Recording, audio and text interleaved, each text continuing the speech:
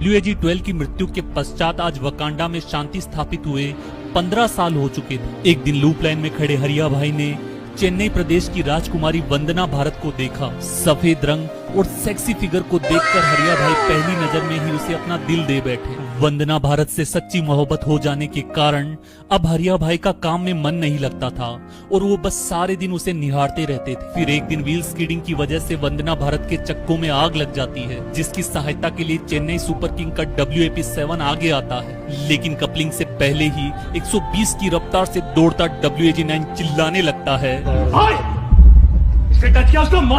जिसके पश्चात WAG-9 वंदना भारत को अस्पताल लेकर जाता है। हरिया भाई की इस एग्रेशन और इनसिक्योरिटी को देखकर वंदना भारत को भी उससे प्यार हो जाता है, जिसके कुछ दिन पश्चात वैलेंटाइन के पावन अवसर पर दोनों ने शादी कर ली। शादी के 2 महीने पश्चात उन्हें एक बच्चा भी पैदा हुआ, जिसकी शक्ल WAP-7 से क्यों मिलती है आज तक कोई नहीं जान पाया। इधर ट्रैक पर गेड़िए मारने के जुर्म में कोंकण जेल में सजा काट रहे अशोक लेलैंड की ट्रक और JCB को 14 साल हो चुके थे। जेल में JCB को बोबियन में गिट्टी भरने का काम करना पड़ता था, लेकिन एक दिन मौका देखकर उसी बोबियन के लास्ट वैगन पर बैठकर JCB जेल से फरार हो गई। जेल से बाहर निकलते ही उसने डीजल का नशा करने के लिए स्टेट बैंक ऑफ वकांडा का पूरा ATM ही लूट लिया।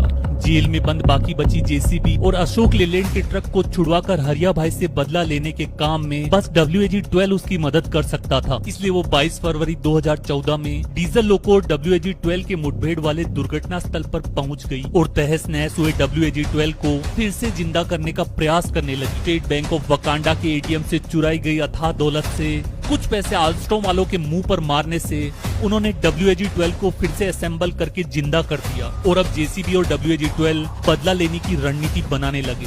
शादी के बाद हरिया भाई रेलवे की माल ढुलाई में इतना व्यस्त हो गए कि वो वंदना भारत को टाइम ही नहीं दे पाते थे, जिससे भाभी जी नाराज रहने लगी। WDG-4 द्वारा माथा फोड़कर समझाने पर हरिया भाई सत्ता का दायित्व WAP-7 को सौंपकर 15 दिन के लिए भाभी जी के साथ गोवा निकल गए। इसी मौके का फायदा उठाकर WAG-12 वकांडा में घुसा और कोंकण की रत्नागिरी जेल से सारी JCB को भगा ले गया। चीयर लीडर्स को अपने पंजों पर नचवाकर पूरी रात JCB समाज ने फुल एंजॉय किया और दूसरे दिन WAP-7 को जान से मारने की प्लानिंग करने लगे। पहले ट्रैक पर बड़े बड़े पत्थर रखकर और पुलिया के नीचे से ट्रैक को तोड़कर WAP-7 को डिरेल करने की योजना बनाई गई, किंतु शायद RPF रेल पे पत्थर ना फेंके, नहीं ये कोई खेल है और ऐसा करते पकड़े जाने पर 4 साल की जेल है। डर से इसे कैंसिल कर दिया गया। अंत में अशोक लेलैंड के डीजल ट्रक को प्रीमियम पेट्रोल का नशा करवाया गया, जिससे उसने पुलिया के ऊपर से कूदकर WAP-7 पर आत्मघाती हमला कर दिया। ठीक